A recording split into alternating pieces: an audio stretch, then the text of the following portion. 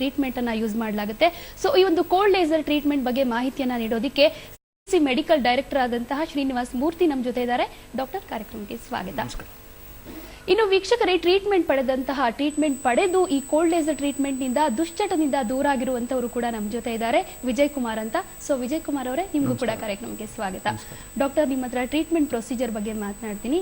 ಅದಕ್ಕೂ ಮುಂಚೆ ವಿಜಯ್ ಕುಮಾರ್ ಅವರೇ, ಸೊ ನೀವು ಯಾವ ದುಶ್ಚಟಕ್ಕೆ ಒಳಗಾಗಿದ್ರಿ, ಎಷ್ಟು ವರ್ಷದಿಂದ ದುಶ್ಚಟ ದಾಸರಾಗಿದ್ರಿ? ಮೇಡಮ್, ನಾನು ಸುಮಾರು 23 ವರ್ಷದಿಂದ ದುಶ್ಚಟಕ್ಕೆ ದಾಸನಾಗಿದ್ದೀನಿ. ಡ್ರಿಂಕ್ಸು ಮೊದಲಿಗೆ ನನ್ನ ಫ್ರೆಂಡು, ನನ್ನ PUC ಆದಮೇಲೆ ನನ್ನ ಫ್ರೆಂಡು ಜೊತೆಲಿ ಹೋಗ್ತಾ ಇದ್ದೆ. ಅವನು ಜಸ್ಟ್ ಒಂದು 1000 ಮೀಟರ್ ಹೋಗೋಷ್ಟರಲ್ಲಿ ಹಾಗೆ ನೀರಿಗೀರು ಏನು ಮಿಕ್ಸ್ ಮಾಡ್ತಾ ಇರಲಿಲ್ಲ, 6 ಬಾಟ್ಲ್ ಕುಡಿತಾ ಇದ್ದ. ಜಸ್ಟ್ ಒಂದು ಬೋರ್ವೆಲ್ ಹ್ಯಾಂಡ್ ಪಂಪ್ ಇತ್ತು, ಅಲ್ಲಿಗೆ ಹೋಗೋಷ್ಟಲ್ಲಿ ನನಗೆ 2 ಕ್ಯಾಪ್ಸ್ ಕೊಡ್ತಾ ಇದ್ದ. ಅದೇ ನನಗೆ ಜಾಸ್ತಿ. ಮನೆಗೆ ಹೋಗೋಷ್ಟರಲ್ಲಿ ನಾವು ರೇಷ್ಮೆ ಹುಳ ಸಾಕ್ತಾ ಇದ್ವಿ. ಸರಿ, ತಟ್ಟೆ ಇರುತ್ತೆ ರೇಷ್ಮೆ ಹುಳದ್ದು, ಅದು ಹಣ್ಣುಳ ಅದು ಚಂದ್ರಂಗಿ ಕಟ್ತೀವಿ. ಆ ಟೈಮಲ್ಲಿ ನಮ್ಮ ತಾಯಿ, ನಮ್ಮ ಅತ್ತಿಗೆ, ನಮ್ಮ ಅಣ್ಣ ಎಲ್ಲ ಹಾಯ್ತಾ ಇರ್ತೀವಿ. ನಾನು ಅಲ್ಲಿಗೆ ಹೋದೆ. ನಮ್ಮ ಅಣ್ಣ ವಾಸನೆ ಬಂದು ಏನಂತ ಮೂಸ್ ನೋಡ ಒಳಗ್ಬಿಟ್ಟಾವ, ತಟ್ಟೆ ಒಳಗಡೆ ಬಿದ್ದೋಗುತ್ತೆ. ಮೊನ್ನೆ ಸಹ ಆತನ ಜೊತೆ ನನ್ನ ಫ್ರೆಂಡ್ ಜೊತೆನೇ ಹೋದೆ. ಅವತ್ತು ಕುಡ್ಕೊಂಡು ಹೋದೆ. ಮಾರನೇ ದಿವಸ ನಮ್ಮ ಅಣ್ಣ ಬಂದು ಹೊಡಿಯೋಕೆ ಬಂದ, ನಾನು ನಮ್ಮ ಅಣ್ಣ ಮೇಲೆ ಕಾಯ್ದೆ. ಅವತ್ತಿಗೆ ನಮ್ಮ ಅಣ್ಣ ಬಿಟ್ಬಿಟ್ಟ. ಬಟ್ ಇವತ್ತು ನನ್ನ ಫ್ರೆಂಡ್ ಟೋಟಲ್ ಆಗಿ ಬಿಟ್ಬಿಟ್ಟಿದ್ದಾನೆ. ಟೋಟಲ್ ಆಗಿ ಬಿಟ್ಬಿಟ್ಟು ಯೋಗ ಅದೆಲ್ಲ ಮಾಡ್ತಾ ಇದ್ದಾನೆ. ಈಗ ನಾನು ಕಂಟಿನ್ಯೂ ಮಾಡಿದ್ದೀನಿ. ಆದರೆ ಈಗ ನನ್ನ ಸೋನಾ ನ್ಯೂಸ್ ಚಾನಲ್ ನೋಡ್ಕೊಂಡ್ಬಂದು ಲೇಸರ್ ಟ್ರೀಟ್ಮೆಂಟ್ ತಗೊಂಡಿದ್ದೀನಿ. ಈಗ ತಗೊಂಡಾಗ ನನಗೆ ಅದ್ರ ಬಗ್ಗೆ ಏನು ಅನ್ಸೋದೇ ಇಲ್ಲ ಕೊಡಬೇಕು ಅಂತ. ಇದರ ಡಿಸ್ಟಾರ್ಟಿಂದ ಸುಮಾರು 4 ಸರಿ ಒಂದೇ ತಿಂಗಳಲ್ಲಿ ಆಕ್ಸಿಡೆಂಟ್ ಆಯಿತು. 4 ಸರಿ ಈ ನಾನು ಹುಡ್ಕೊಂಡ್ಬಂದಿದ್ದು. ಇದೇ 2006 ನಮ್ಮ ಅಣ್ಣನ ಮಗಳದು ಮದುವೆ ಇತ್ತು. ಫಿಲಮ್ ಆಕ್ಟರ್ ಸುಧೀರ್ ಅಂತಿದ್ದಾನೆ, ವಿಲನ್, ಸತ್ತೋದ. ಅವರ ಅಣ್ಣನ ತಮ್ಮನ ಹೆಂಡತಿ ನಮ್ಮ ಜೊತೆ ಮದುವೆಗೆ ಬಂದಿದ್ಲು. ನಾನು ಒಂದು ಲ್ಯಾಂಡ್ ತಗೊಂಡಿದ್ದೆ ಮಾರತಳ್ಳಿ ಹೆಂಗೋಡಲ್ಲಿ. ಅಲ್ಲಿ ಒಂದು ಸತ್ಯವಾಗಿರೋ ಹಸು ದಬ್ಬಿದ್ರು, ಸರ್ವೆ ಮಾಡಬೇಕಾಗಿತ್ತು. ಅವತ್ತು ಸರ್ವೆ ಮಾಡೋಕ್ಕಾಗಿಲ್ಲ. ಸರಿ, ಮದುವೆ ಎಲ್ಲ ಮುಗೀತು ನಮ್ಮ ಅಣ್ಣನ ಮಗಳದು. ಮನೆಗೆ ಬಂದೆ ನಾನು. ಸಾಯಂಕಾಲ ಈವ್ನಿಂಗ್ 6:30 ಜನ್ ತಗೊಂಡಿದ್ದು. 1,14,000 ರೂಪಾಯಿ ಕ್ಯಾಶ್ ಕೊಟ್ಟಲ್ಲಿ ಬರೀ ಚೆಕ್ ಕೊಟ್ಟೆ. ಮೊನ್ನೆ ದಿವಸ ಸರ್ವೆ ಮಾಡಬೇಕಾಗಿತ್ತು, ಆಗಿಲ್ಲ ಮಾಡೋಕ್ಕೆ. ಹೋದ್ವಿ, ಮೆಜೆಸ್ಟಿಕ್ ಡ್ರಾಪ್ ಮಾಡಬೇಕಾಗಿತ್ತು ನಮ್ಮ ಮಿಸ್ಸಸ್ನ ಮತ್ತು ಅವ್ರ ಮಾವನ ಮಗಳನ್ನ ಮತ್ತು ಈ ಸತ್ತೋಗಿರೋ ಹುಡುಗಿನ. ಸರಿ, ಆ ಸತ್ತೋಗಿರೋ ಹುಡುಗಿ ಇದ್ಕೊಂಡು ನೀನೇನು ಮಾಡ್ತೀವಿ, ಒಬ್ಬನೇ ಬಂದ್ಬಿಟ್ಟು ನಮ್ಮ ಜೊತೆ. ನಾನು ಬಟ್ಟೆ ಗಿಟ್ಟೆ ಏನೋ ಹೋಗ್ಬಿಟ್ವಿ. ಶಿವಮೊಗ್ಗ 6:15. ಸರ್, ಅಲ್ಲಿ ಹೋದ ತಕ್ಷಣ ಈ ಹುಡುಗಿ ಮನೆಗೆ ಹೋಗಿ ಊಟ ಮಾಡೋಣ ಅಂತೇಳಿ, ನಾನು ಬೇಡ ಇಲ್ಲೇ ಮಾಡ್ಕೊಂಡು ಮನೆಗೆ ಯಾಕೆ ತೊಂದರೆ ಮಾಡೋಣ ಅಂತ ಹೇಳ್ಬಿಟ್ಟು ಬೇಡ ಅಂತ ಹೇಳಿದ್ರು. ಆಪೋಸಿಟ್ ಲಾರಿ ಬಂತು. ಅಲ್ಲಿಂದ ಒಂದು ಕುಂಸಿ ಪೊಲೀಸ್ ಸ್ಟೇಷನಲ್ಲಿ ಬರುತ್ತೆ. ಆ ಲಾರಿನ ಓವರ್ಟೇಕ್ ಮಾಡ್ಕೊಂಡು ಇನ್ನೊಂದು ಲಾರಿ ಬರುತ್ತೆ. ನಾವು 4 ಜನ ಇದ್ವಿ ಕಾರಲ್ಲಿ. ಹೊಡೆದ್ರೆ ಲಾರಿಗೆ ಹೊಡಿಬೇಕು, ಎಲ್ಲರ ಸ್ಪಾಟ್ ಔಟ್. ಲೆಫ್ಟ್ ಕೇಳಿದು ಹೊಡೆದೆ, ಮರಕ್ಕೆ ಹೊಡೆದ್ವಿ. ಮರಕ್ಕೆ ಹೊಡಿತು. ಸೊ ಲೆಫ್ಟಲ್ಲಿ ನಮ್ಮ ಮಿಸಸ್ ಇದ್ರು, ನಾನು ಓಡಿಸ್ತಾ ಇದ್ದೆ. ಸತ್ತೋಗಿರೋ ಹುಡುಗಿ ಹಿಂದೆ ಇದ್ಲು. ನಮ್ಮ ಮಾವನ ಮಗಳು ನಮ್ಮ ಮಿಸಸ್ ಹಿಂದೆ ಇದ್ಲು. ಒಂದು ನಾಯಿ ಮರಿ ಮುಂದೆ ಇತ್ತು. ಹೊಡೆದ ತಕ್ಷಣ ನಮ್ಮ ಮಾವನ ಮಗಳು ಸೆಂಟ್ರಿಗೆ ಬಿದ್ದೋಗ್ಬಿಟ್ಟಿದ್ದಾಳೆ, ಫ್ರಂಟ್ ಸೀಟ್ಗೆ ಬ್ಯಾಕ್ ಸೀಟ್ ಸೆಂಟ್ರಿಗೆ. ಮತ್ತು ನನ್ನಿಂದ ಇದ್ದವಳು ಒಂದೇ ಏಟು. ಶಿವಮೊಗ್ಗದಲ್ಲಿ ಅಡ್ಮಿಟ್ ಮಾಡಿದ್ಲು, ಆಗಿಲ್ಲ. ಆಮೇಲೆ ಮಣಿಪಾಲ್ಗೆ ಹಾಕೊಂಡು ಹೋದ್ವಿ, ಅಲ್ಲೂ ಆಗಿಲ್ಲ, ಸತ್ತೋಗ್ಬಿಟ್ಲು. ಓಕೆ, ಅಂದ್ರೆ ಇವಾಗ ಕುಡಿತದಿಂದನೇ ತುಂಬಾ ಅನಾಹುತ ಅಂತ ಉಂಟಾಯ್ತು. ಸೊ ಅವಾಗ ನೀವು ಎಚ್ಚೆತ್ಕೊಂಡಿದ್ದಂತ? ಇಲ್ಲ, ಈಗ ನನ್ನ ಮಗು ಮೊನ್ನೆ ಒಂದು ದಿವಸ ಟೈಟ್ ಆಗಿ ಹೋಗಿದೆ. ಮೊನ್ನೆ ದಿವಸ ಲೇಸರ್ ಟ್ರೀಟ್ಮೆಂಟ್ ಬಂದು ಪಾಪ ಇನ್ ಮೇಲೆ ಕುಡಿಬೇಡ, ಇವತ್ತು ಲಾಸ್ಟ್ ಮಾಡಿ ಇನ್ಮೇಲೆ ಮುಟ್ಲೇಬೇಡ ಅಂತ ಒಂದು UKG ಮಗು. ಸರ್, ನನಗೆ ಅನಿಸ್ತು ನನ್ನ ಮಗಳಿಗೆ ನನ್ನ ಹೆಂಡತಿ ನಾವು ಇಬ್ಬರೇ ಇರೋದು, ನಾನು ಒಬ್ಬನೇ ಇರೋದು. ನಾನು ಇದ್ಮೇಲೆ ದುಡ್ಡಿದ್ರೆ. ಈ ಕೋಲ್ಡ್ ಲೇಸರ್ ಟ್ರೀಟ್ಮೆಂಟ್ ಬಗ್ಗೆ ಯಾರು ನಿಮಗೆ ಗೈಡ್ ಮಾಡಿದ್ದು? ಸೋನಾ ನ್ಯೂಸ್ ಅಲ್ಲಿ. ಓಕೆ ಡಾಕ್ಟರ್, ನಿಮ್ ಜೊತೆ ಮಾತಾಡ್ತೀನಿ. ಈಗ ಅವರು ದುಶ್ಚಟದ ಬಗ್ಗೆ ಅವ್ರು ಹೇಳ್ತಾ ಇದ್ರು. ಸೊ ದುಶ್ಚಟ ಯಾವ ಹಂತದಲ್ಲಿ ಬೆಳೀತಾ ಹೋಗುತ್ತೆ, ಇದು ಉಂಟಾಗೋದಕ್ಕೆ ಏನ್ ಕಾರಣ ಅಂತ? ಸಾಮಾನ್ಯವಾಗಿ ಈಗ ವಿಜಯ್ ಕುಮಾರ್ ಹೇಳಿದ ತಕ್ಷಣ ಹೇಳ್ದಂಗೆನೇ ಈ ದುಶ್ಚಟಗಳು ಬೆಳೆಯೋದು ಎಲ್ರದೂ ಒಂದು ಎಕ್ಸ್ಪೆರಿಮೆಂಟಲ್ ಬೇಸಿಸ್, ಒಂದು ಯಾರೋ ನೋಡಿಕೊಂಡು ಅನುಕರಣೆ ಮಾಡಿಕೊಂಡು ಎಕ್ಸ್ಪೆರಿಮೆಂಟಲ್ ಬೇಸಿಸ್ ಮೇಲೆ ಸಿಗರೇಟ್ ಸೇದೋದು, ಕುಡಿಯೋದು ಶುರು ಮಾಡ್ತಾರೆ. ಇಲ್ಲ ಅಂದರೆ ಒಂದು ಸಂದರ್ಭ ಸರ್ಕಮ್ಸ್ಟೆನ್ಷಿಯಲ್ ಅಂತ ನಾವು ಹೇಳ್ತೀವಿ. ಯಾವುದೋ ಒಂದು ಸಂದರ್ಭದಲ್ಲಿ ಫ್ರೆಂಡ್ಸ್ ಯಾಕೆ ಕುಡಿಯೋ ಪರವಾಗಿಲ್ಲ, ಏನೋ ಆಗಿಲ್ಲ, ಟೇಸ್ಟ್ ಮಾಡು ಅಂತ ಕೊಟ್ಬಿಡ್ತಾರೆ. ಸೊ ಯಾವಾಗ ಇದು ಎಕ್ಸ್ಪೆರಿಮೆಂಟಲ್ ಸರ್ಕಮ್ಸ್ಟೆನ್ಷಿಯಲ್ ಬೇಸ್ ಮಾಡ್ತಾರೆ, ಅದು ಒಬ್ಬ ಕ್ಯಾಶುವಲ್ ಡ್ರಿಂಕರ್ ಇಲ್ಲ ಕ್ಯಾಶುವಲ್ ಸ್ಮೋಕರ್ ಆಗಿ ಕನ್ವರ್ಟ್ ಆಗ್ತಾರೆ ಅವರು. ಹಾಗಾಗಿ ಒಂದೊಂದು ಸೇದಲಿಕ್ಕೆ ಶುರು ಮಾಡ್ಕೊಂಡು ಹೋಗ್ತಾರೆ. ಅವ್ರು ಅಂದ್ಕೊಳ್ತಾರೆ, ನಾನು ಯಾವಾಗೋ ಒಂದು ಸರಿ ಸೇದೋದು, ಇದರಿಂದ ನನಗೆ ಯಾವುದೋ ಒಂದು ದುಶ್ಚಟ ಆಗೋದಿಲ್ಲ ಅಂತ. ಈ casual smoking or casual drinking ಬರ್ತಾ ಏನಾಗುತ್ತೆ, ಒಂದು ಇಂಟೆನ್ಸಿವ್ ಆಗ್ತದೆ, ಅವನಿಗೊಂದು ಹ್ಯಾಬಿಟ್ ಆಗೋಗ್ಬಿಡ್ತದೆ. ಈ ಟೈಮ್ ಹೋದರೆ ಕುಡಿಬೇಕು, ಇಂಥ ಫ್ರೆಂಡ್ ಫೋನ್ ಮಾಡೋ ಜೊತೆಗೂ ಕುಡಿಬೇಕು, ಸೇದಬೇಕು, ಇದೊಂದು ಅಭ್ಯಾಸ ಆಗೋಗ್ಬಿಡ್ತದೆ. ಈ ಒಂದು ಇಂಟೆನ್ಸಿವ್ ಸ್ಮೋಕಿಂಗ್ ಆ್ಯಂಡ್ ಡ್ರಿಂಕಿಂಗ್ ನಂತರ ಕಂಪಲ್ಸಿವ್ ಆಗೋಗ್ಬಿಡ್ತದೆ. ಅವನು ಅದಕ್ಕೊಂದು ದುಶ್ಚಟಕ್ಕೆ ಬಲಿಯಾಗೋಗ್ಬಿಡ್ತಾನೆ. ಅದೇ ಒಂದು ಸ್ಟೇಟಲ್ಲಿ ನಮ್ಮ ವಿಜಯ್ ಕುಮಾರ್ ಅವರಿದ್ದರು, ಕಂಪಲ್ಸಿವ್ ಸ್ಟೇಟಲ್ಲಿ. ಆ ಕಂಪಲ್ಸಿವ್ ಸ್ಟೇಟ್ ಸ್ವಲ್ಪ ದಿವಸ ಕಂಟಿನ್ಯೂ ಆಯಿತು ಅಂತಂದರೆ ಅದು ಬಿಕಮ್ಸ್ ಅನ್ ಅಡಿಕ್ಷನ್. ಇದು ಒಂದು ದುಶ್ಚಟಗಳ ಒಂದು ಲೆವೆಲ್, ಡಿಫರೆಂಟ್ ಲೆವೆಲ್. ಅವ್ರು ಯಾವಾಗ ನಿಮ್ಮ ಬಳಿ ಬಂದು ಇದನ್ನ ಹೇಳಿದ್ರು, ಯಾವಾಗ ಟ್ರೀಟ್ಮೆಂಟ್ ಶುರು ಮಾಡಿದ್ರು? ಅವರು ನಮ್ಮಲ್ಲಿ ಬರುವ ವರ್ಷಕ್ಕೆ ಆಲ್ರೆಡಿ ಅವರು ಕಂಪಲ್ಸಿವ್ ಸ್ಟೇಟಲ್ಲಿ ಇದ್ದರು. ಅವ್ರಿಗೆ ವಿತ್ಡ್ರಾವಲ್ ಸಿಂಪ್ಟಮ್ಸ್ ಬರ್ತಾ ಇತ್ತು, ಕುಡಿಲಿಕ್ಕಾಗಲಿಲ್ಲ, ಅದನ್ನು ನಿದ್ದೆ ಬರೋದಿಲ್ಲ, ಇರ್ಲಿಕ್ಕಾಗೋದಿಲ್ಲ, ಎಲ್ಲರ ಮೇಲೂ ಕೋಪ ಬರುತ್ತೆ, ಹಾಗೆ ಹೀಗೆ ಅನ್ನೋ ಒಂದು ಸ್ಟೇಟಲ್ಲಿ ಇದ್ರು ಅವರು. ಓಕೆ, ವಿಲ್ ಪವರ್ ಕೂಡ ಮುಖ್ಯ ಅನ್ಸುತ್ತೆ ಖಂಡಿತ, ಅಲ್ವಾ? ಬಹಳ. ಟ್ರೀಟ್ಮೆಂಟ್ ತಗೊಂಡ್ರು ಕೂಡ ಕೆಲವರು ಹೌದು. ಕುಡಿತ ಶುರು ಮಾಡ್ತಾರೆ. ಸೊ ಹೌದು. ವಿಲ್ ಪವರ್ ಕೂಡ Will power ಮುಖ್ಯ ಕೂಡ ಆಗುತ್ತೆ. ಬಹಳ ಮುಖ್ಯ ಅದು. Yes doctor. ಹೋಗಿ ವಿಜಯ್ ಕುಮಾರ್ ಅವರೇ, ಟ್ರೀಟ್ಮೆಂಟ್ ತಗೊಂಡಿದ್ದೀರಾ, ಸೊ ಇವಾಗ ಹೇಗಿದ್ದೀರಾ, ಹೇಗೆ ಪರಿವರ್ತನೆ ಆಯ್ತು ನಿಮ್ಮಲ್ಲಿ? ಮೇಡಮ್ ಅವರೇ, ಇದಕ್ಕೆ ಮುಂಚೆ ನಾನು ಮಿಸ್ಸಸ್ ಇದರಿಂದ ಪೋರಿಂದ ಅಂದರೆ ಫೋರ್ಸಿಂದ ನೋ ಅಡಿಕ್ಷನ್ ಅಂತ ತರಿಸಿದ್ದು. ಬೆಳಗ್ಗೆ ನೋ ಅಡಿಕ್ಷನ್ ಕುಡಿಯೋದು, ಸಾಯಂಕಾಲ ಡ್ರಿಂಕ್ಸ್ ಮಾಡೋದು. ಬೆಳಗ್ಗೆ ನೋ ಅಡಿಕ್ಷನ್ ಕುಡಿಯೋದು, ಸಾಯಂಕಾಲ ಡ್ರಿಂಕ್ಸ್ ಮಾಡೋದು. ಅದು ಆಗಿಲ್ಲ. ಸರಿ, ಟೋಟಲಾಗಿ ಬಿಟ್ಬಿಡ್ಬೇಕು ಅಂತ ನನ್ನ ವಿಲ್ ಪವರ್ ಇಲ್ಲ, ಇಷ್ಟು ದಿನ ಇರಲಿಲ್ಲ. ಆ್ಯಕ್ಚುಲಿ ಇಷ್ಟು ದಿನ ನನ್ನ ವಿಲ್ ಪವರೇ ಇಲ್ಲ. ಬೆಳಗ್ಗೆ ಒಂದು ಮನಸ್ಸಿದ್ರೆ ಇನ್ನೊಂದುವರೆಗೆ ಒಂದು ಮನಸ್ಸು, ಮಧ್ಯಾಹ್ನ ಒಂದು ಮನಸ್ಸಿದ್ರೆ ಸಾಯಂಕಾಲ ಒಂದು ಮನಸ್ಸು. ಆ ಥರ ನನಗೆ ಆಗಿಲ್ಲ. ಟೋಟಲಾಗಿ ಬಿಟ್ಬಿಡ್ಬೇಕು ಏನಾದರೂ ಆಗಲಿ. ಈ ಕಡೆ ಟ್ರೀಟ್ಮೆಂಟ್ ಮುಂದುವರಿತಾ ಇತ್ತು, ಆ ಕಡೆ ನಿಮ್ಮ ಚಟ ಮುಂದುವರಿತಾ ನಿಜ. ಇತ್ತು. ಓಕೆ, ಟೋಟಲಾಗಿ ಬಿಡಬೇಕು ಅಂತ ತೀರ್ಮಾನ ತಗೊಂಡು ಕೋಲ್ಡ್ ಲೇಸರ್ ಸೆಂಟ್ರಿಗೆ ಬಂದೆ. ಡಾಕ್ಟರ್ ಹತ್ರ ಅದು ಎಲ್ಲ ಅವ್ರ ಹತ್ರ ಬಟ್ ಟ್ರೀಟ್ಮೆಂಟೇ ಬೇಡ, ಅವ್ರು ಹೇಳಿರೋ ಮಾತುಗಳೆಲ್ಲ ನಮಗೆ ಟ್ರೀಟ್ಮೆಂಟೇ ಬೇಡ ಆ ಥರ ಇತ್ತು. ಫಸ್ಟ್ ಡೇ ನಮ್ಮ ಮಿಸಸ್ ಬಂದಿರಲಿಲ್ಲ. 4th ಡೇ ನಮ್ಮ ಮಿಸಸ್ನ ಕರ್ಕೊಂಬಂದಿದ್ದೆ. ಹೆಂಗಾಯ್ತು ಏನಕ್ಕೆ ಅಂತ ಡಾಕ್ಟರ್ ಎಲ್ಲ ಎಕ್ಸ್ಪ್ಲೈನ್ ಮಾಡಿದ್ರು. ನಾನು ಸಣ್ಣದಕ್ಕೂ ಕೋಪ ಬರುತ್ತೆ, ಬೇಡ ಅಂದಮೇಲೆ ಬೇಡ, ಅದು ನಂದು. ಎಸ್ ವಿಜಯ್ ಕುಮಾರ್ ಅವರೇ, ನೀವು ಟ್ರೀಟ್ಮೆಂಟ್ಗೆ ಯಾವ ರೀತಿ ಸ್ಪಂದಿಸಿದ್ರಿ ಅನ್ನೋದ್ರ ಬಗ್ಗೆನೂ ಕೂಡ ಮಾತಾಡ್ತೀವಿ. ಡಾಕ್ಟರ್, ನಿಮ್ಮ ಜೊತೆ ಕೂಡ ಟ್ರೀಟ್ಮೆಂಟ್ ಪ್ರೊಸೀಜರ್ ಬಗ್ಗೆ ಮಾತಾಡೋದಿದೆ. ಸೊ ವೀಕ್ಷಕರೇ, ಚಿಕ್ಕ ಬ್ರೇಕ್ನ ನಂತರ ಡಿಯರ್ ಡಾಕ್ಟರ್ ಕಾರ್ಯಕ್ರಮ ಮುಂದುವರಿಯುತ್ತೆ. ಬ್ರೇಕ್ ನಂತರ ಡಿಯರ್ ಡಾಕ್ಟರ್ ಕಾರ್ಯಕ್ರಮಕ್ಕೆ ಮತ್ತೊಮ್ಮೆ ಸ್ವಾಗತ. ವೀಕ್ಷಕರೇ, ಇನ್ನು ಟ್ರೀಟ್ಮೆಂಟ್ ಬಗ್ಗೆ ತಿಳಿಯೋಣ.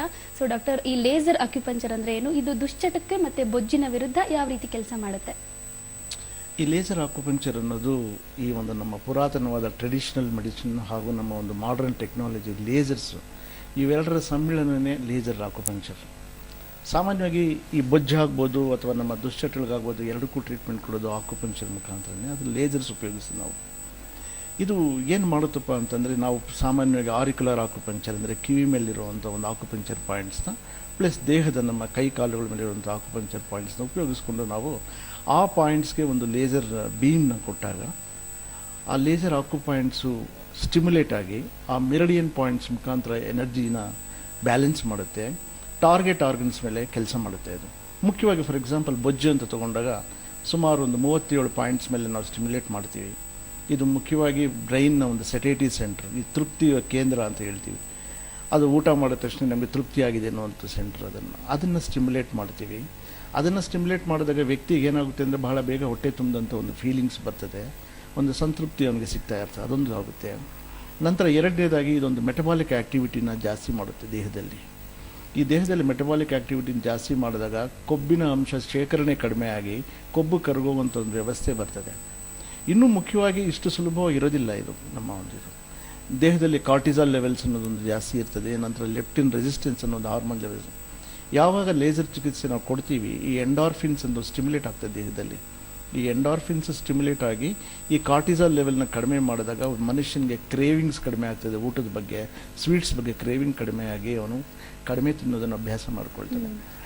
ಇನ್ನೊಂದು ಮುಖ್ಯವಾಗಿ ಸಾಕಷ್ಟು ಜನ ಪೇಷಂಟ್ಸ್ ನಾನು ನೋಡ್ತೀನಿ, ನಾನು ಏನೂ ತಿನ್ನೋದಿಲ್ಲ, ಒಂದು ಚಪಾತಿ ತಿಂತೀನಿ, ರಾತ್ರಿ ಮುದ್ದೆ ತಿಂತೀನಿ, ಅದು ತಿಂತೀನಿ, ಆದರೂ ನನ್ನ ದಪ್ಪ ಇದ್ದೇ ಇದ್ದೀನಿ ಅಂತ ತುಂಬ ಜನ ಹೇಳ್ತಾ ಇರ್ತಾರೆ. ಇದಕ್ಕೆ ಕಾರಣ ಏನಪ್ಪ ಅಂದರೆ ಒಂದು ಲೆಪ್ಟಿನ್ ಅನ್ನೋ ಹಾರ್ಮೋನ್ ರೆಸಿಸ್ಟೆನ್ಸ್. ಅದು ಬ್ರೈನ್ಗೆ ಸಿಗ್ನಲ್ ಕೊಡೋದಿಲ್ಲ, ಅದು ರೆಸಿಸ್ಟೆನ್ಸ್ ಬೆಳೆಸ್ಕೊಂಡ್ಬಿಟ್ಟಿರ್ತದೆ.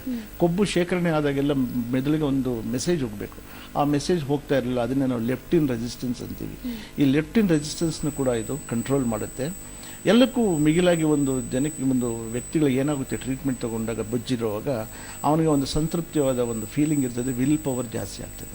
ಇದು ಬೊಜ್ಜಿನಲ್ಲಾದರೆ ಇನ್ನು ಮುಖ್ಯವಾಗಿ ನಮ್ಮ ದುಶ್ಚಟಗಳಿಗೆ ಬಂದಾಗ ಸೇಮ್ ಆರಿಕ್ಯುಲರ್ ಆಕ್ಯುಪಂಕ್ಚರ್ ಸೈಟ್ಸ್ನ ನಾವು ಸ್ಟಿಮ್ಯುಲೇಟ್ ಮಾಡ್ತೀವಿ, ಬಟ್ ಡಿಫ್ರೆಂಟ್ ಪಾಯಿಂಟ್ಸ್ ಸ್ಟಿಮ್ಯುಲೇಟ್ ಮಾಡಿದಾಗ ಇದು ಏನು ಮಾಡುತ್ತೆ ಅಂತಂದರೆ, ಈ ಸಾಮಾನ್ಯವಾಗಿ ಈ ಮಾದಕ ವಸ್ತುಗಳು ಮನುಷ್ಯನ ಮೆದುಳನ್ನ, ಪರ್ಟಿಕ್ಯುಲರ್ಲಿ ಒಂದು ನ್ಯೂಕ್ಲಿಯಸ್ ಆಕ್ಯುಪೆನ್ಸ್ ಪ್ಲೆಜರ್ ಸೆಂಟರ್ ಅಂತೀವಿ, ಅದ್ರ ಮೇಲೆ ಬಲವಾಗಿ ಪ್ರಯೋಜನ ಮಾಡಿ ನಮ್ಮ ಒಂದು ಆಟೋನಾಮಿಕ್ ನರ್ವ್ಸ್ ಫಂಕ್ಷನ್ನ ಹೈಜಾಕ್ ಮಾಡಿಬಿಟ್ಟಿರ್ತೇವೆ. ಸಾಮಾನ್ಯವಾಗಿ ನಮಗೆ ಬೇಕು ಬೇಡವಾದೆಲ್ಲ ಒಂದು ಕಂಟ್ರೋಲ್, ನಮ್ಮ ಒಂದು ಕಂಟ್ರೋಲಲ್ಲಿ ಇರ್ತದೆ. ಯಾವಾಗ ಇದು ಹೈಜಾಕ್ ಮಾಡಿಬಿಡ್ತದೆ ಈ ಮಾದಕ ವಸ್ತುಗಳು, ಆ ಮೆದುಳಿನ ಒಂದು ಕೆಲಸ ನಮ್ಮ ಕಂಟ್ರೋಲಲ್ಲಿ ಇರೋದಿಲ್ಲ, ಎಲ್ಲ ಮಾದಕ ವಸ್ತುಗಳಿಂದನೇ ಆಗಬೇಕೆಲ್ಲನೂ ಫುಲ್ಲು. ಸೊ ಆ ವ್ಯಕ್ತಿ ಯಾವಾಗ ಈ ಥರ ಒಂದು ಹೈಜಾಕ್ ಆಗಿರೋ ಮೈಂಡ್ ಇಟ್ಕೊಂಡಿರ್ತಾನೆ, ಅವನಿಗೆ ಏನೂ ಸಾಧ್ಯ ಇಲ್ಲ, ಅವನಿಗೆ ಬೇರೆ ಏನೂ ಬೇಕಾಗಿಲ್ಲ, ಬರೀ ಒಂದು ಬೇಕಾಗಿರ್ತದೆ. ಎರಡನೇದಾಗಿ ಒಂದು ಡಿಟಾಕ್ಸಿಫಿಕೇಷನ್ ಅಂತ ಒಂದು ಮಾಡ್ತದೆ, ಲಿವರ್ ಡಿಟಾಕ್ಸಿಫಿಕೇಷನ್, ನಮಗೆ ಟಾಕ್ಸಿನ್ಸ್ ಎಲ್ಲ ತೆಗೆಯುತ್ತೆ. ಮೂರನೇದಾಗಿ ಇದು ಇನ್ನೂ ಏನಪ್ಪ ಮಾಡುತ್ತೆ ಅಂತಂದರೆ ಒಂದು ಇಂಟರ್ನಲ್ ಹೋಮಿಯೋಸ್ಟಾಟಿಸ್ ಅಂತಂದರೆ ಒಂದು ದೇಹದ ಆಂತರಿಕ ಸಂತುಲನವನ್ನು ಕಾಪಾಡ್ತದೆ. ಕಾಪಾಡಿದಾಗ ಅವನಲ್ಲಿ ಒಂದು ಸೆನ್ಸ್ ಆಫ್ ವೆಲ್ ಬೀಯಿಂಗ್ ಬರ್ತದೆ. ಸೊ ಇವೆಲ್ಲದ್ರ ಮುಖಾಂತರ ಏನಾಗುತ್ತೆ ಅಂತಂದರೆ ಅವನು ಒಂದು ದುಶ್ಚಟಗಳಿಂದ ಹೊರಗಡೆ ಬರಲಿಕ್ಕೆ ಅನುಕೂಲ ಆಗ್ತದೆ. ಎಲ್ಲಕ್ಕೂ ಮಿಗಿಲಾಗಿ ಸಿರೋಟಿನಿನ್ ಹಾಗೂ ಡೊಪಮಿನ್ ಅಂತ ಒಂದು ನ್ಯೂರೋಪೆಪ್ಟೈಡ್ಸ್ ಸೆಕ್ರೆಟ್ ಆದಾಗ ಅವನಿಗೆ ದುಶ್ಚಟಗಳು ಬಿಟ್ಟಾಗ ಏನು ವಿತ್ಡ್ರಾವಲ್ ಸಿಂಪ್ಟಮ್ಸ್ ಅವನಲ್ಲಿ ಏನೇನು ದೇಹದಲ್ಲಿ ತೊಂದರೆ ಆಗ್ತವೆ ಇಷ್ಟನ್ನು ಕಂಟ್ರೋಲ್ ಮಾಡ್ಬೋದು. ಎಸ್ ಡಾಕ್ಟರ್, ಈ ಬಗ್ಗೆ ಇನ್ನಷ್ಟು ಈ ಟ್ರೀಟ್ಮೆಂಟ್ ಬಗ್ಗೆ ಇನ್ನಷ್ಟು ಮಾಹಿತಿಯನ್ನ ಪಡಿತೀನಿ. ಈಗ ಕಾಲರ್ ಹೇಳಿದ್ದಾರೆ, ಅವರ ಸಮಸ್ಯೆ ಏನು ಅಂತ ಕೇಳೋಣ. ಸೊ ನಮ್ಮ ಫಸ್ಟ್ ಕಾಲರ್ ವನಜಾಕ್ಷಿ ಕರೆ ಮಾಡಿದ್ದಾರೆ. ಹೇಳಿ ವನಜಾಕ್ಷಿ ಅವರು, ಎಲ್ಲಿಂದ ಕರೆ ಮಾಡ್ತಿದ್ದೀರಾ? ನಮಸ್ತೆ, ಹೇಳಿ. ಶಿವಾಜಿನಗರದಿಂದ ಕರೆ ಮಾಡಿ. ಎಸ್ ಡಾಕ್ಟರ್ ಇದ್ದಾರೆ, ನಿಮ್ಮ ಸಮಸ್ಯೆ ಏನು ಅವ್ರ ಜೊತೆ ಮಾತಾಡಿ. 42 ವಯಸ್ಸಾಗಿದೆ ಸರ್ ನನಗೆ. ನನ್ನ ನಾರ್ಮಲ್ ವೆಯ್ಟ್ 60 ಕಿಲೋ ಇರಬೇಕು. ಹೀಗೆ ಜಾಸ್ತಿ ಆಗ್ತಾ ಹೋಗುತ್ತೆ. ಇವಾಗ 71ಗೆ ಬಂದ್ಬಿಟ್ಟಿದೆ. ಮತ್ತೆ ಹೊಟ್ಟೆ ಜಾಸ್ತಿ ಇದೆ. ಯಾಕಂದ್ರೆ ನಾನು ನನಗೆ ಒಂದು ಚಟ ಅಂದರೆ ಸ್ವಲ್ಪನೇ ತಿಂತಾ ಇರ್ಬೇಕು ಸರ್. ಈಗ ಒಂದ್ಸಲ ಊಟ ಮಾಡಬೇಕಂದ್ರೆ ಜಾಸ್ತಿ ಊಟ ಮಾಡ್ಲಿಕ್ಕಾಗಲ್ಲ, ಚೂರೇ ಮಾಡೋದು. ಮಾತ್ರ ಬಾಯಲ್ಲಿ ಏನಾದ್ರೂ ಇರಬೇಕು. ಹೌಸ್ ವೈಫ್ ನಾನು, ಮನೆ ಕೆಲಸ ಮಾಡ್ತಾ ಇರೋದು, ಅದು ಇದು ತಿಂತಾ ಇರಬೇಕು. ಲೇಸರ್ ಚಿಕಿತ್ಸೆ ಅಂದ್ರೆ ಸರ್ ಆಯ್ತು, ಹೇಳಿ. ಇದು ಆಪರೇಷನ್ ಆ ಥರ ಏನಿಲ್ಲಲ್ಲ? ಅಮ್ಮ, ಇದು ಆಪರೇಷನ್ ಅಂತ ಅಲ್ಲ. ಇದು ಈ ಚಿಕಿತ್ಸೆನ ತೀರಾ ಭಿನ್ನವಾಗಿದೆ. ನಿಮಗೆ ಯಾವುದೇ ಒಂದು ಕೊಯ್ಯೋದು ಕತ್ತರಿಸೋದು ಯಾವುದೂ ಇಲ್ಲ. ನೀವು ದಯವಿಟ್ಟು ನಮ್ಮ ಹಾಸ್ಪಿಟ್ಲಿಗೆ ಒಂದು ಸಾರಿ ಅಡ್ರೆಸ್ ತೊಗೊಂಡು ಬನ್ನಿ. ನಾವು ಇದ್ರ ಬಗ್ಗೆ ನಿಮಗೆ ವಿಶೇಷವಾದಂಥ ಇನ್ಫಾರ್ಮೇಷನ್ ಕೊಟ್ಟು ಟ್ರೀಟ್ಮೆಂಟ್ ಕೂಡ ಶುರು ಮಾಡೋಣ. ನಿಮ್ಗೆ ಅನುಕೂಲ ಆಗುತ್ತೆ ಇದರಿಂದ. ಓಕೆ ಡಾಕ್ಟರ್, ಸೂಜಿಯಿಂದ ಕೊಡುವಂತಹ ಚಿಕಿತ್ಸಾ ಪದ್ಧತಿಗೆ ಈ ಕೋಲ್ಡ್ ಲೇಸರ್ ಟ್ರೀಟ್ಮೆಂಟ್ ಯಾವ ರೀತಿ ಭಿನ್ನ, ಈ ಅಕ್ಯುಪಂಕ್ಚರ್ ಚಿಕಿತ್ಸೆ ಅಂತ?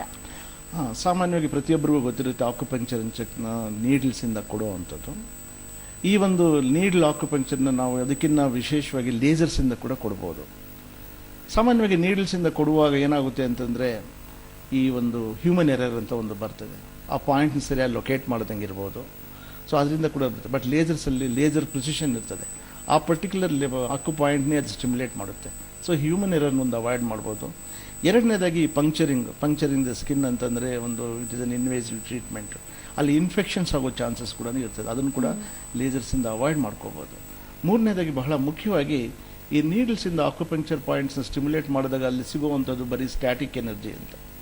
ಅದು ಬರೀ ಆಕ್ಯು ಪಾಯಿಂಟ್ನ ಸ್ಟಿಮ್ಯುಲೇಟ್ ಮಾಡುತ್ತೆ, ಮೆರಿಡಿಯನ್ಸ್ ಲೈನ್ಸಲ್ಲಿ ಎನರ್ಜಿ ಬ್ಲಾಕ್ನ ತೆಗೆಯುತ್ತಷ್ಟೇ. ಬಟ್ ನಮ್ಮ laser energy it is an oscillating field of energy. ಅದು ಡೈನಮಿಕ್ ಎನರ್ಜಿ. ಅದನ್ನು ಸ್ಟಿಮ್ಯುಲೇಟ್ ಮಾಡಿದಾಗ ಬಹಳ ಪವರ್ಫುಲ್ ಆಗಿ ಸ್ಟಿಮ್ಯುಲೇಟ್ ಮಾಡೋದ್ರ ಜೊತೆಗೆ ಆ ಒಂದು ಮೆರಿಡಿಯನ್ ಲೈನ್ಸ್ಗೆ ಎನರ್ಜಿ ಕೊಟ್ಟು ಟಾರ್ಗೆಟ್ ಆರ್ಗನ್ಸ್ ಮೇಲೆ ತುಂಬ ಚೆನ್ನಾಗಿ ಕೆಲಸ ಮಾಡ್ತದೆ. ಇದು ಒಬ್ಬ ಚಿಕಿತ್ಸಕ, ಒಬ್ಬ ಆಕ್ಯುಪಂಕ್ಚರಿಸ್ಟು ಈ ನೀಡಲ್ಸಿಂದ ಕೊಡೋದನ್ನ ಟ್ರೀಟ್ಮೆಂಟ್ ಬದಲಾಗಿ ಲೇಸರ್ಸಿಂದ ಕೊಟ್ಟರೆ ಬಹಳ ಎಫೆಕ್ಟಿವ್ ಆಗಿ ಪೇಷಂಟ್ಸ್ಗೆ ಅನುಕೂಲ ಆಗ್ತದೆ. ಎಸ್ ಡಾಕ್ಟರ್, ಈ ಬಗ್ಗೆ ಮತ್ತಷ್ಟು ಮಾಹಿತಿಯನ್ನ ಪಡಿತೀನಿ.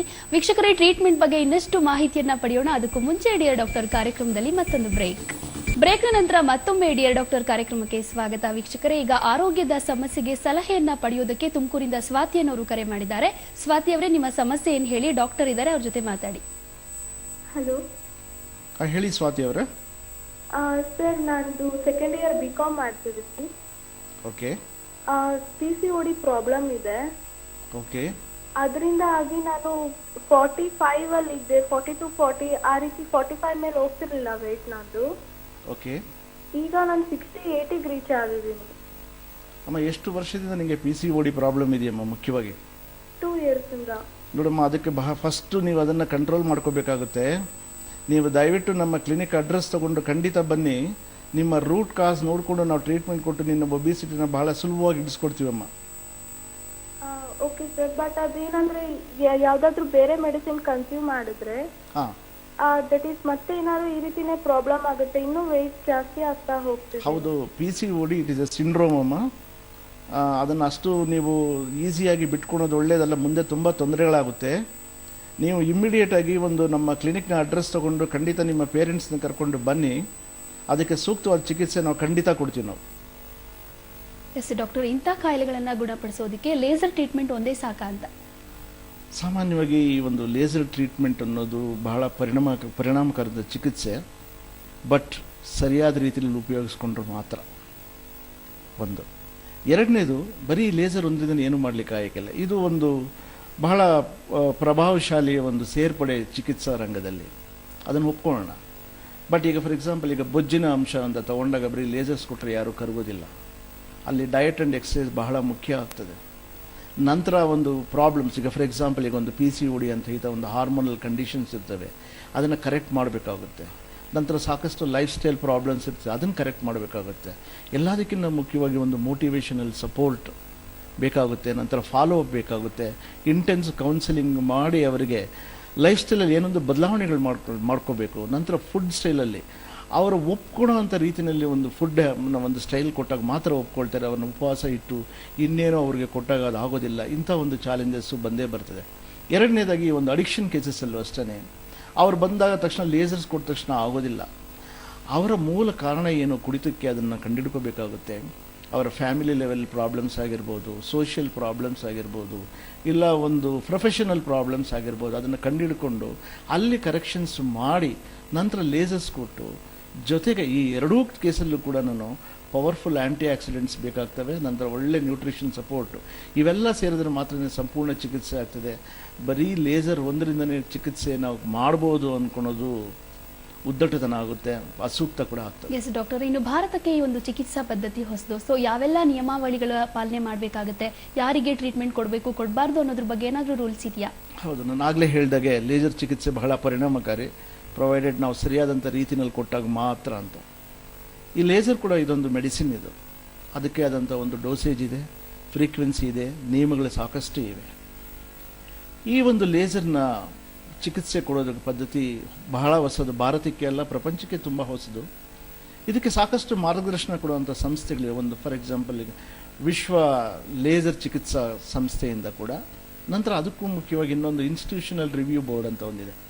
ಇವೆರಡೂ ಕೂಡ ಸಾಕಷ್ಟು ಸಂಶೋಧನಾ ಕೇಂದ್ರಗಳಿಂದ ಮಾಹಿತಿಯನ್ನು ಪಡ್ಕೊಂಡು ಈ ಒಂದು ಬೊಜ್ಜಿಗಾಗಲಿ, ನೋವಿಗಾಗಲಿ, ದುಶ್ಚಟಗಳಿಗಾಗಲಿ ಯಾವ ಥರ ಟ್ರೀಟ್ಮೆಂಟ್ ಕೊಡಬೇಕು ಅನ್ನೋದಕ್ಕೆ ಒಂದು ವಿಶಿಷ್ಟವಾದಂಥ ಒಂದು ಗೈಡ್ಲೈನ್ಸ್ ಇಟ್ಕೊಂಡಿದ್ದಾರೆ, ನಿಯಮಾವಳಿಗಳು ಅವ್ರು ಇಟ್ಟಿದ್ದಾರೆ. ಅದನ್ನು ನಾವು CLCನಲ್ಲಿ ಪರಿಪಕ್ವವಾಗಿ ನಾವು ಪಾಟಿಸ್ತಾ ಇದ್ದೀವಿ. ಇನ್ನೂ ಮುಖ್ಯವಾಗಿ ಹೇಳಬೇಕು ಅಂತಂದರೆ, ಈ ಚಿಕಿತ್ಸೆಗೆ ಒಂದು ಫ್ರೀಕ್ವೆನ್ಸಿ ಇದೆ. ಎಷ್ಟು ದಿವಸಕ್ಕೊಂದ್ಸರಿ ಕೊಡಬೇಕು, ಯಾವ ವ್ಯಕ್ತಿ ಮೇಲೆ ಎಷ್ಟು ದಿವಸ. ಸಾಮಾನ್ಯವಾಗಿ ನಮ್ಮ ಒಂದು ಗಮನಕ್ಕೆ ಬಂದ ಹಾಗೆ ಈ ಒಂದು ಚಿಕಿತ್ಸೆಯ ಒಂದು 17ರಿಂದ ಸುಮಾರು ಒಂದು 24 ಗಂಟೆ ಒಂದು ಪ್ರಭಾವ ಇರುತ್ತೆ. ಸೊ ನಮ್ಮಲ್ಲಿ ಸಾಕಷ್ಟು ಜನ ಪೇಷಂಟ್ಸ್ ಬಂದು ಕೇಳ್ತಾರೆ ಒಂದೇ ಒಂದು ಸಾರಿ, ಸರ್ ನಾವು ಊರಿಂದ ಬಂದಿದ್ದೀವಿ, ದಿವಸಕ್ಕೆ 2 ಸಾರಿ ನಾವು ಟ್ರೀಟ್ಮೆಂಟ್ ತೊಗೋಬೋದಾ ಅಂತ. ಇದು ಸಾಧ್ಯ ಇಲ್ಲ, ಯಾಕೆಂದರೆ ಅದು ವೇಸ್ಟ್ ಆಗುತ್ತೆ ಅವರಿಗೆ ಚಿಕಿತ್ಸೆ. ಸೊ ಈ ನಿಯಮ ಕೂಡ ಆ ಒಂದು ಲಾ ಆಫ್ ಮಾಡ್ಯುಲೇಷನಲ್ಲಿ ಕೂಡ ಹೇಳ್ತಾರೆ ಅವರು. ಹೆಚ್ಚಾಗಿ ಚಿಕಿತ್ಸೆ ಕೊಟ್ಟಾಗ ಅನುಕೂಲ ಆಗೋದಕ್ಕಿಂತ ಅನಾನುಕೂಲನೇ ಹೆಚ್ಚಾಗ್ತದೆ.